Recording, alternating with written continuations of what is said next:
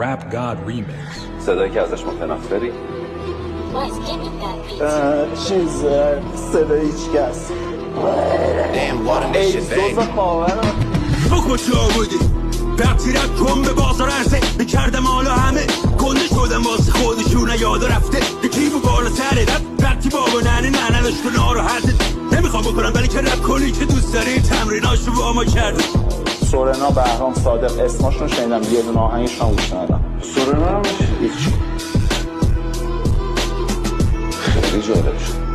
من علی سورنا به شعر من بسابی تو متا رپ توی عین من بچاقی زنده با تراوت با شرارت مثل خطای تیزی که میکشم روی کاغذم. اگه یاس کنسرت بذاره همون شب من و مهرادم بذاریم مال ما شروع‌تره. و اما تو خوب میشناسم تو رو، از توی خودت میکشم بیرون و میندازم جلو. نه براندازش کن، خودت براندازش کن، من هیچی نگم بهتره به خودت میسپارم تو رو. بهرام من تا صداش هم نشیدم، قیافه‌شم الان داری نشون بدی بذار بغل یکی دیگه نمیم کدومه.